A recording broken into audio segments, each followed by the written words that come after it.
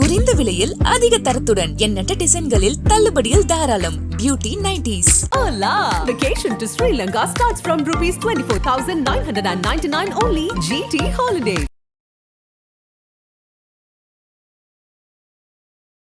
காமராஜர் அரங்கம் நிரம்பி வழிந்தது. 5,000-6,000 மேற்பட்ட தொண்டர்கள் நிரம்பி வழிந்தார்கள். அவர்களை உற்சாகப்படுத்தும் விதமாக எங்களுடைய மாநில தலைவர் ஒரு கருத்தை வைத்தார்.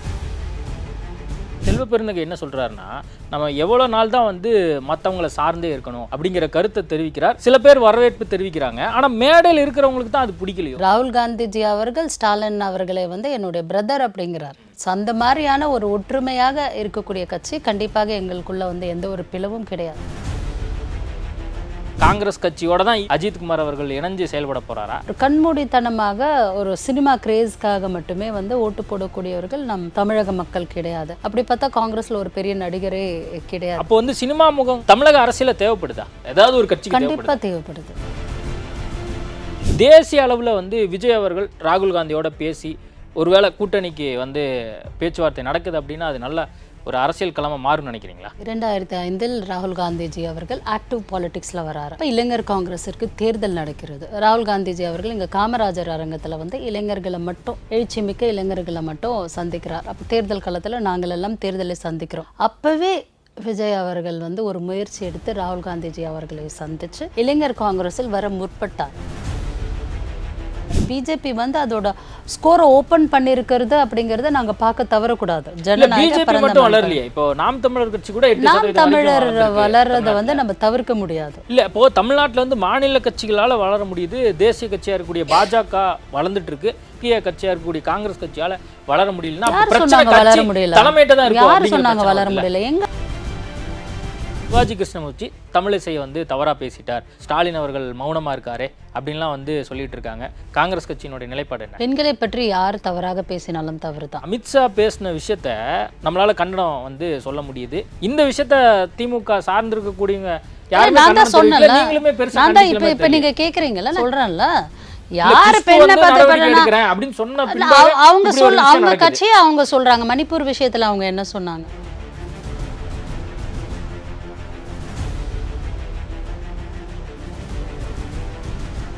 ஐபிசி தமிழ் நேயர்களுக்கு வணக்கம். இன்றைய சிறப்பு நேர்காணலில் நம்மோடு இணைந்திருப்பவர் தமிழ்நாடு மகிழா காங்கிரஸ் தலைவர் ஹசீனா சையத் அவர்கள். வணக்கம். வணக்கம். எப்படி இருக்கீங்க? நல்லா இருக்கேன். நீங்க எப்படி இருக்கீங்க? ஓகே, நல்லா இருக்கேன். அதாவது ஒட்டுமொத்தமாக இப்போ வெற்றி கொண்டாட்டத்தில் காங்கிரஸ் கட்சி இருக்கிறத நம்ம பார்க்குறோம். காரணம் என்ன அப்படிங்கிறது நம்ம எல்லாத்துக்குமே தெரியும். தமிழ்நாட்டில் பெரும்பாலும் போட்டியிட்ட எல்லா இடங்கள்லையும் திமுக கூட்டணி ஜெயிச்சிருச்சு. காங்கிரஸ் வேட்பாளர்கள் எல்லாருமே ஜெயிச்சிருக்காங்க. அந்த வெற்றி பெற்றதுக்கு பின்பாக ஒரு கூட்டம் ஒன்று தமிழக காங்கிரஸ் கமிட்டி சார்பாக நடைபெற்றது.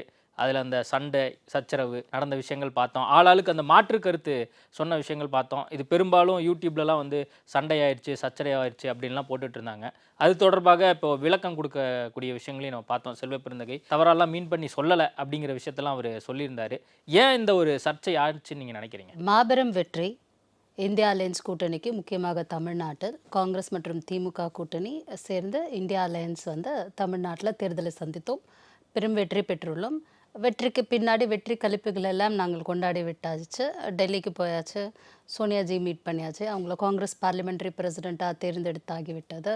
மேடம் டின்னரும் கொடுத்துட்டாங்க. அதெல்லாம் முடிஞ்சிடுச்சு. எங்களோட பொதுக்குழு கூட்டம் நடந்தது. பொதுக்குழு கூட்டம் அப்படிங்கிறது எங்களுடைய கட்சியோட வளர்ச்சியை குறித்து பேசக்கூடிய ஒரு இடம்தான் பொதுக்குழு கூட்டம்ங்கிறது. நார்மலாக பொதுக்குழு கூட்டம் க்ளோஸ் டோரில் நடக்கும். பட் இந்த வாட்டி எங்களுடைய மாநில தலைவர் ஒரு ஜனநாயக ரீதியாக ஒரு ஓப்பன் டோர் மீட்டிங்கை நடத்தி கட்சியோட நல்லது கெட்டதை அலசினார்.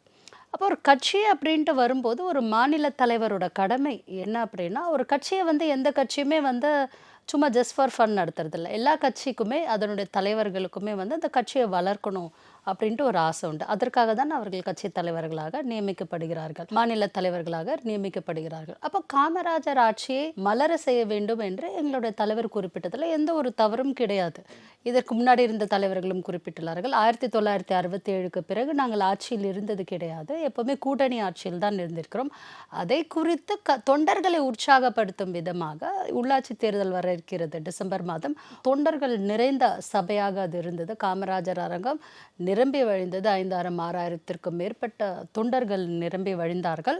அவர்களை உற்சாகப்படுத்தும் விதமாக எங்களுடைய மாநில தலைவர் ஒரு கருத்தை வைத்தார். ஒரு சில தலைவர்களுக்கு அந்த கருத்தில் உடன்பாடு இல்லை, அவர்கள் மாற்று கருத்து வைத்தார். எங்களுடைய கட்சி ஒரு ஜனநாயக கட்சி, அவரவர்களுக்கு அவர்களுடைய என்ன நினைக்கிறார்கள் என்று பேசக்கூடிய கருத்து சுதந்திரம் உள்ளது. நான் கூட தான் மேடையில் பேசினேன், எனக்கு கூட தான் கருத்து சுதந்திரம் அளிக்கப்பட்டது. அதனால அது ஒரு பொதுக்குழு கூட்டம், எங்களுடைய கட்சியோட வளர்ச்சி பற்றி நாங்கள் விவாதித்து கொண்டிருந்தோம். இதில் ஒன்றும் கூட்டணிக்கு பாதகம் ஏற்படும் வகையிலெல்லாம் ஒன்றும் யாருமே பேசல. கூட்டணி நாங்கள் மதிக்கிறோம். செல்வ பெருந்தகை என்ன சொல்றாருன்னா, நம்ம எவ்வளவு நாள் தான் மற்றவங்களை சார்ந்தே இருக்கணும் அப்படிங்கிற கருத்தை தெரிவிக்கிறார். சில பேர் வரவேற்பு தெரிவிக்கிறாங்க, ஆனா மேடையில் இருக்கிறவங்களுக்கு தான் அது பிடிக்கல. கூடியது உள்ளாட்சி தேர்தல், சட்டமன்ற தேர்தலில், பாராளுமன்ற தேர்தலில் நார்மலாகவே கூட்டணி அமைத்து ஒரு தேர்தலை சந்திப்போம்.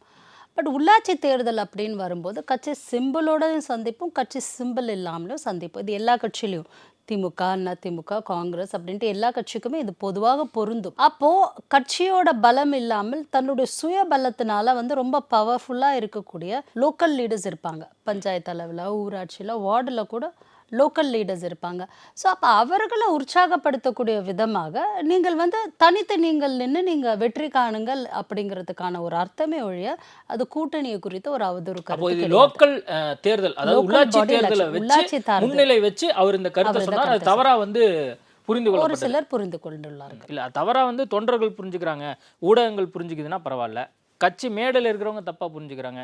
EVKS இளங்கோவன் சொல்றாருல, நம்ம கொஞ்சம் மனதில் கொள்ள வேண்டும் செல்வ பெருந்தகை பேசும்போது அப்படின்னு சொல்லிட்டு அவர் ஒரு கருத்தை தெரிவிக்கிறார். நம்ம இதுக்கு முன்னாடி என்ன நடந்தது, நம்ம கூட்டணி இல்லாம சந்திக்கும் போது காங்கிரஸ் கட்சி தோல்வியை சந்திச்சிருக்கு அப்படிங்கிற கருத்துக்கள்லாம் தெரிவிக்கும் போது அப்போ புரிந்து கொள்ளாம இளங்கோவன் பேசிட்டாரா அப்படிங்கிற பார்வை. அவருடைய கருத்தை அவர் வைத்தார், மாநில தலைவர் அவருடைய கருத்தை வைத்தார். இப்போ மாநில தலைவர்களுக்கு அப்படின்னு சொல்லிட்டு அவங்களுக்கு ஒரு சில ரெஸ்பான்சிபிலிட்டிஸ் இருக்கு.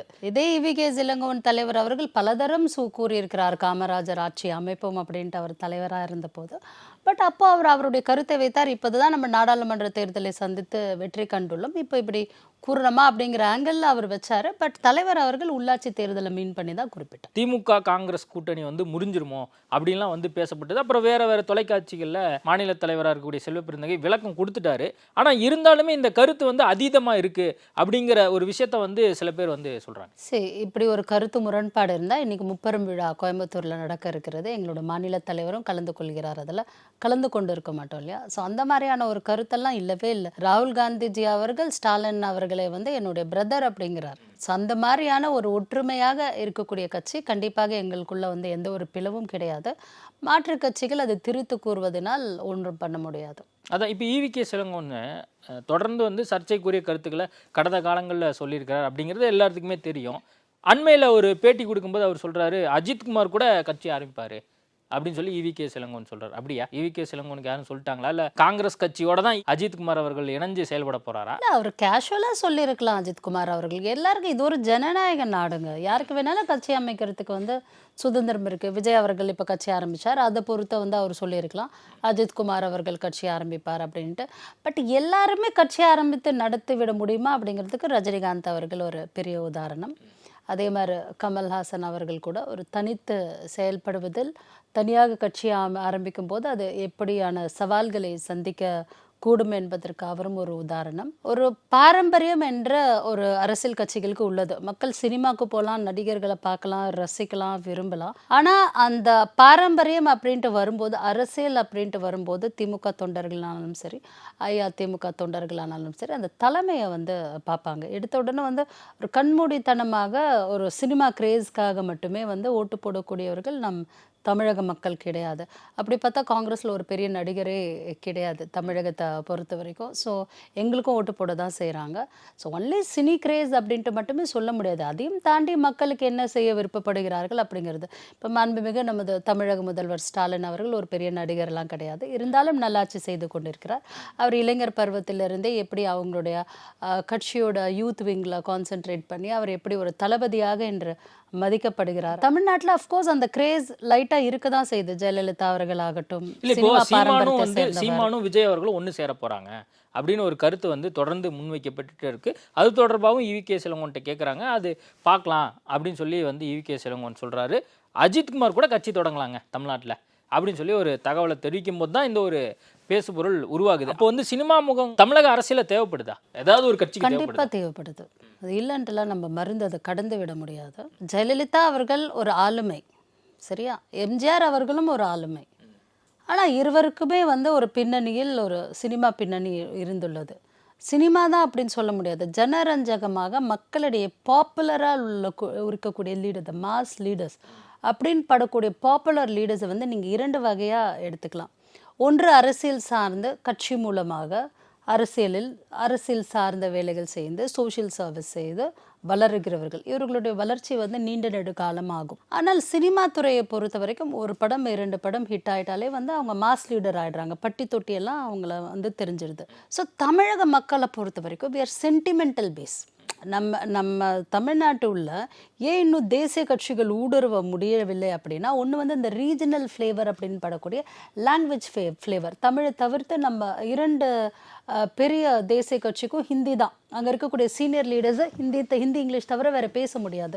ஸோ மக்களுக்கு அது வந்து புரிகிறது கிடையாது. ஸோ அப்படி மாஸ் லீடர் பொலிட்டிக்கலாக ஒரு மாஸ் லீடர் பப்ளிக்கை ரீச் ஆகிறதுக்கு வந்து லேட் ஆகுது. வேற ஒரு ஃபிலிம் இண்டஸ்ட்ரியை சார்ந்த லீடர்ஸ் வந்து அவர்கள் வந்து பப்ளிக் கிட்ட முதல்ல ரீச் ஆகி ஃபெமிலியர் ஆகிடுறாங்க. ஃபெமிலியர் ஆகிட்டு அவங்க அரசியலுக்கு வரும்போது பட்டி தொட்டிலாம் அவர்கள் பேர் தெரிந்து விடுகிறது. அப்போ வந்து அவர்களை எல்லாருக்கும் நல்லா தெரியுது. கேரளாவில் கூட சுரேஷ் கோபி ஒரு பாஜகவில் எம்பியாக இருக்கார். கேரளாவில் ஃபர்ஸ்ட் டைம் மினிஸ்டராக கூட இருக்கார். அப்போது அங்கே சிபிஐ போன்ற ஒரு ஆதிக்க சக்தி காங்கிரஸ் ஊடுருவி உள்ள இடத்துல பிஜேபியோட ஃபர்ஸ்ட் இன்னிங்ஸே அவருக்கு வந்து மக்கள் கொடுத்துருக்காங்க அப்படின்னா அந்த சினிமா பிரபலம். ஸோ அதனால் அரசியல் தலைவர்களோட கம்பேர் பண்ணும்போது சினிமா பிரபலங்கள் வந்து ரொம்பவே ஃபேமஸாக இருக்காங்க. ஒரு ப்ரோக்ராமுக்கு போகிறோம்னா எங்கள் தலைவர் ராகுல் காந்திஜி இருந்தால், அமிதாப் பச்சன் இருந்தால் மக்கள் வந்து அமிதாப் பச்சனை நிறைய விரும்பக்கூடிய சூழ்நிலையும் இருக்குது. ராகுல் காந்திஜி அவர்களுக்கு அதே அளவுக்கு கிரேஸ் இருக்குது. பட் அமிதாப் பச்சன் அவர்களுக்கும் அதே அளவுக்கு கிரேஸ். சரி, ஓகே. அதான் இப்போ தமிழ்நாட்டில் வந்து மாநில கட்சியாக இருக்கக்கூடிய நாம் தமிழர் கட்சியோடு விஜய் சேருவார்லாம் பேசப்பட்டிருக்கு. தேசிய அளவில் வந்து விஜய் அவர்கள் ராகுல் காந்தியோட பேசி ஒருவேளை கூட்டணிக்கு வந்து பேச்சுவார்த்தை நடக்குது அப்படின்னா அது நல்ல ஒரு அரசியல் களமாக மாறும்னு நினைக்கிறீங்களா? நான் இளைஞர் காங்கிரஸில் இருந்தபோது 2009, 2005 ராகுல் காந்திஜி அவர்கள் ஆக்டிவ் பாலிடிக்ஸில் வராரு.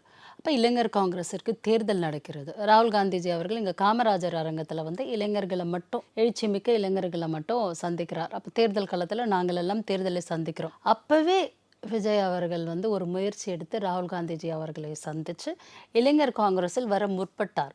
ஸோ அதனால் அவரை பொறுத்த வரைக்கும் காங்கிரஸ் மீது அவருக்கு ஒரு ஈர்ப்பு உண்டு அப்படின்ட்டு தான் நான் நினைக்கிறேன். பட் அதை அவர் எப்படி எடுத்துக்கிறார் அப்படின்னு தெரியல. வந்தார்னா நல்லது தானே. இது வந்து ஒரு ஜனநாயக கட்சி. எங்கள் கட்சியை விரும்பி எங்கள் கட்சியோட ஐடியாலஜியை எடுத்துக்கிட்டு யாரும் வருதுன்னா வரலாம். 1967 எங்கள் பார்ட்டி தமிழகத்தில் ஆட்சியில் இல்லை. மறுபடியும் கூறுறேன். ஏன் கூற விருப்பப்படுகிறேன் அப்படின்னா, ஒரு அஇஅதிமுகவில் போனாலும் திமுகவில் போனாலும் எங்கள் தொண்டர்கள் வந்து பவருக்கு வந்துடலாம்.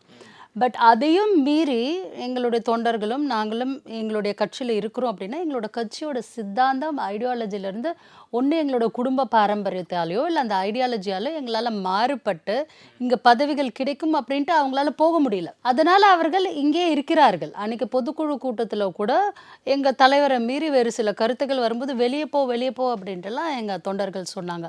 ஸோ அந்த கட்சியோட ஐடியாலஜி அப்படிங்கிறது இம்பார்ட்டன்ட். இப்போ ஒரு திமுக தொண்டர் வந்து ஒரு அதீத தீவிர திமுக தொண்டராக இருக்கார் அப்படின்னா விஜய் ரசிகராகவும் இருக்கார், விஜய் நற்பணி மன்றத்திலும் இருக்கார், திமுக தொண்டராகவும் இருக்கார் அப்படின்னா விஜய நடிகராக பார்ப்பார். அரசியல் களம்னு வரும்போது அவர் திமுகவுக்கு தான் ஓட்டு போடுவார். அதுதான் அந்த அரசியல் கட்சிகளோட பலம். நான் மீண்டும் வந்து ஒரு இடைத்தேர்தல் வரப்போகுது, இந்த வருட இறுதிக்குள்ளேயே உள்ளாட்சி தேர்தல் வரப்போகுது. காங்கிரஸ் கட்சியினுடைய ஸ்ட்ராட்டஜி என்னவா இருக்கும் போது செல்வர் பெருந்தகை பேசினது ஒரு முக்கிய விஷயமே மாறி இருக்கலையா? இப்போ கட்சி தொண்டர்களுக்கு வந்து நம்ம கட்சியை வந்து முன்னிருந்த சதவீதத்தை விட இப்போ வந்து அதிகப்படுத்தணும் அப்படிங்கிற ஒரு விஷயம்.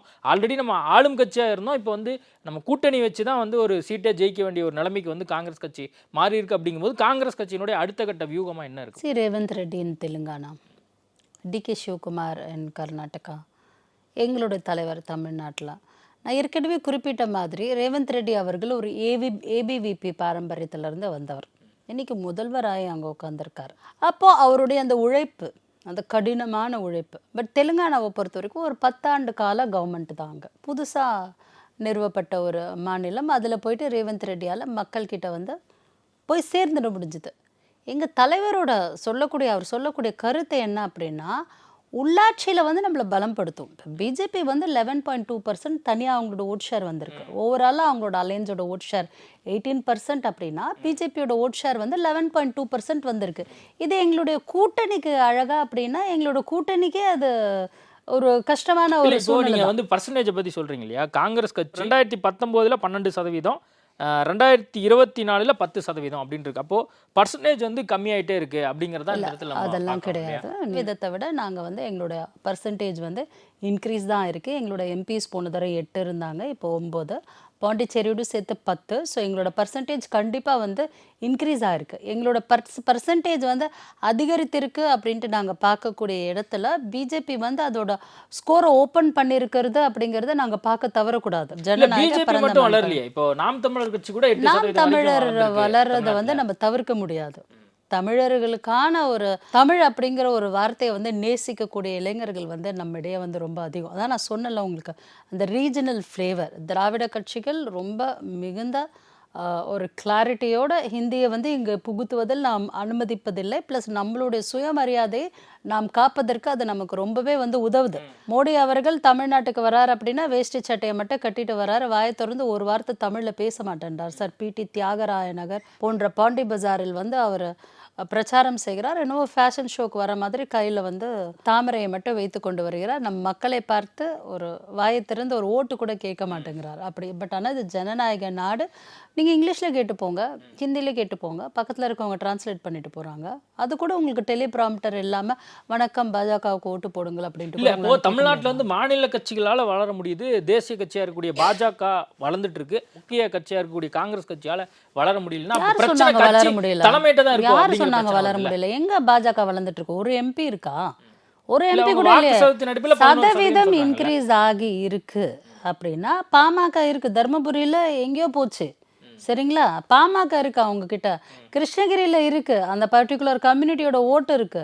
தமிழ் மாநில காங்கிரஸ் இருக்கு, அவங்களோட ஓட் பர்சன்டேஜும் இருக்கு. நான் சொல்றது எங்களோட இண்டிபெண்டன்ட் ஷேர். நான் இப்போ அவங்கள பத்தி சொல்றது அவங்களோட கூட்டணியோட ஷேர், சரிங்களா? ஸோ அந்த மாதிரி அவங்களோட வளர்ச்சியை வந்து நாங்கள் வந்து இகழ்ச்சிப்படுத்திலாம் பார்க்கல. எஸ், ஒரு காம்படிட்டர் வந்து வளர்றாங்க அப்படின்னா ஹெல்த்தி காம்படிஷனாக இப்போ தமிழ்நாட்டில் அண்ணாமலை வந்து ஒரு ஆக்டிவ் பாலிடிக்ஸா வந்து பார்க்கப்படுது. முடிக்க விடுங்க. அப்போ இந்த மாதிரி அவங்களோட ஓட் பர்சன்டேஜ் இன்க்ரீஸ் ஆகுது அப்படின்னா எங்களுடைய ஓட் பர்சன்டேஜை நாங்கள் எப்படி இன்க்ரீஸ் பண்ணிக்க முடியும்? பாஜகவுக்கு நிகராக நாங்கள் தானே அவங்கள கம்பீட் பண்ண முடியும். இப்போ ஒரு நேஷனல் பார்ட்டி அப்படின்ட்டு வந்தால் மக்கள் வந்து ஓட்டு போடுறது நேஷ்னல் லெவலில் மோடியா ராகுல்ஜியான்னு பார்த்துட்டு தான் ஓட்டு போடுறாங்க. இப்போ அவங்கள கம்பீட் பண்ணுறதுக்கு எங்களுக்கு இருக்கக்கூடிய கட்டமைப்பு என்ன? உள்ளாட்சி தேர்தல் தானே.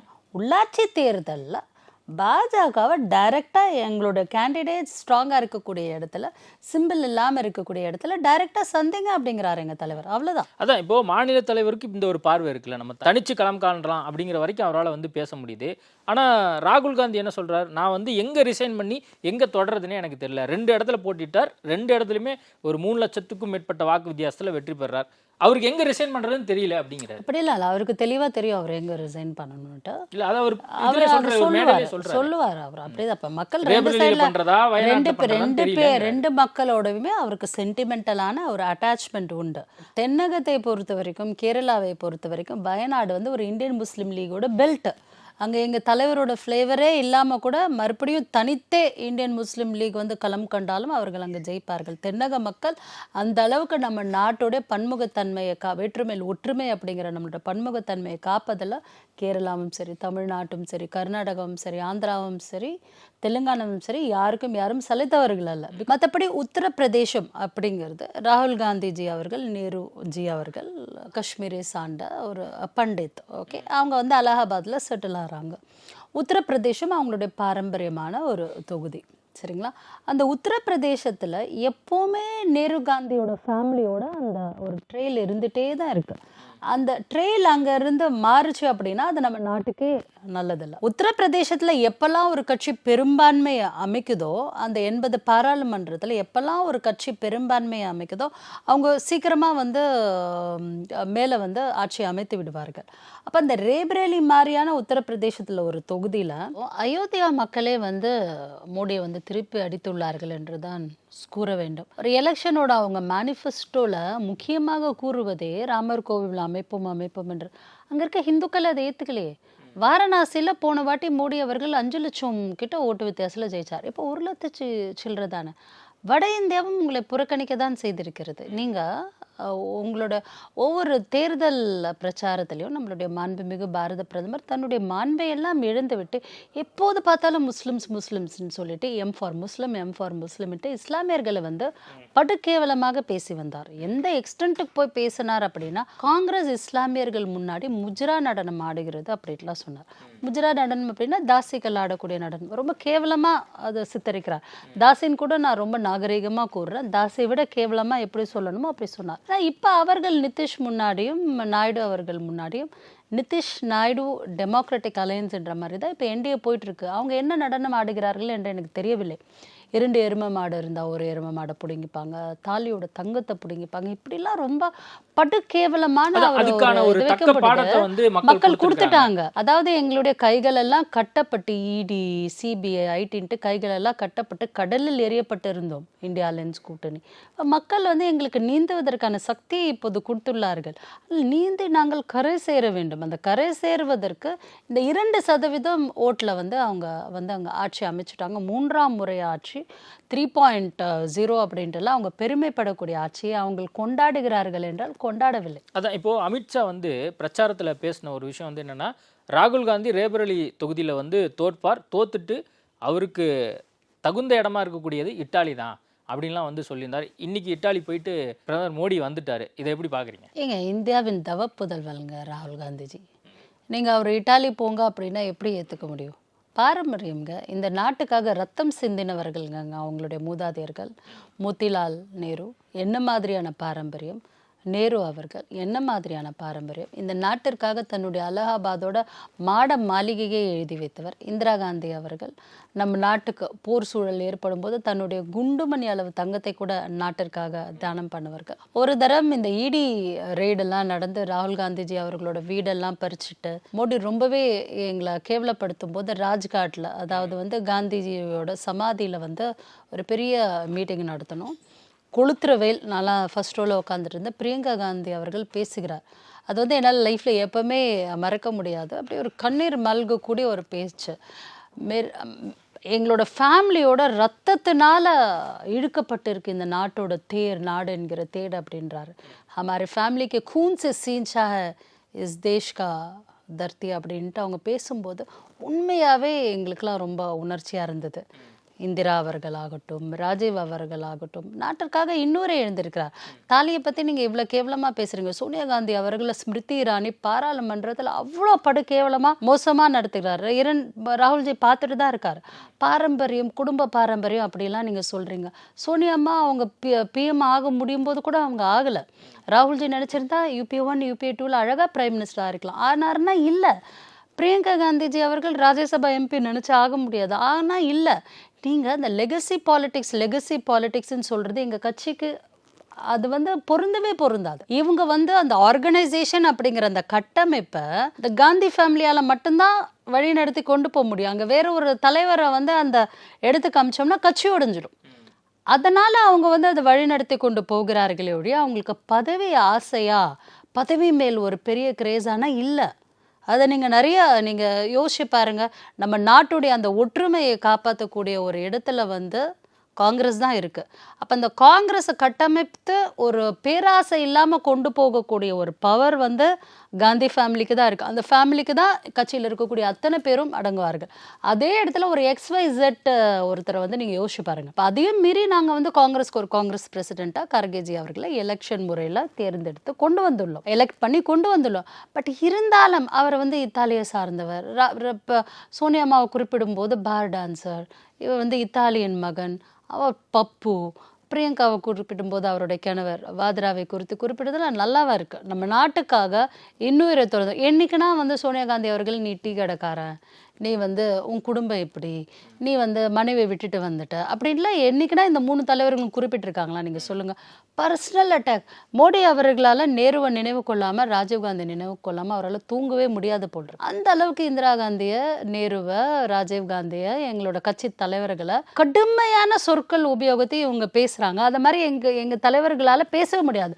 சோனியாஜியாலே பேச முடியாது, பிரியங்காஜியாலே பேச முடியாது, ராகுல்ஜியால ராகுல்ஜியாவது ஒரு சில டைம் ஜோக் அடிக்கிற மாதிரி பேசிடுவாரு. பிரியங்கா மேடத்துக்கிட்ட நீங்கள் இந்திரா காந்தியை பற்றி கேட்டால் ரொம்ப கோவம் வரும் அவங்களுக்கு. அவங்க கோவப்பட்டு பேசிடுவாங்க.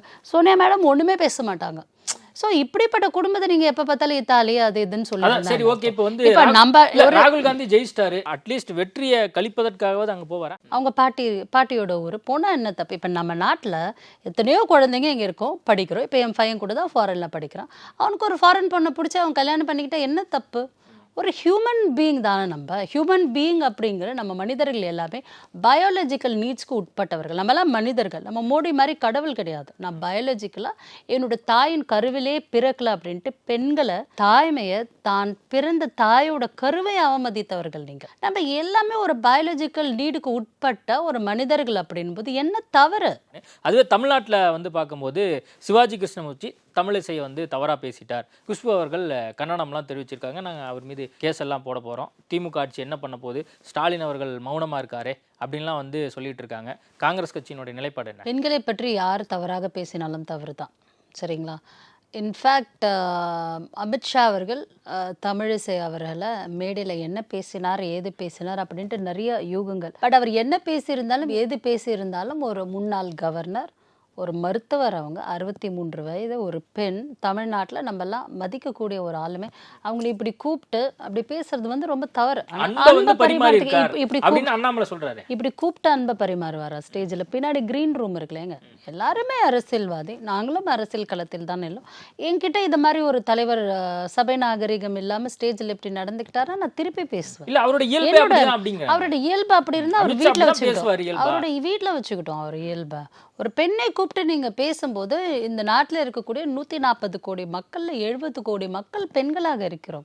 அந்த அம்மா ஒரு படித்த மருத்துவர், ஒரு கவர்னராக இருந்திருக்காங்க. எனக்கெல்லாம் அவங்க மேலே ஒரு மரியாதை உண்டு. நம்ம தமிழகத்தை சார்ந்த ஒரு பெண், ஒரு தமிழ் பெண், ஒரு பெண் வந்து அரசியலில் சாதிக்கணும் அப்படின்னா எவ்வளோலாம் கஷ்டப்படணும் தெரியுமாங்க? இல்லை அது ஓகே, அது வேற சப்ஜெக்ட். நான் கேட்கிறேன், தமிழிசை அவர்களே விளக்கம் கொடுத்திருக்காங்க.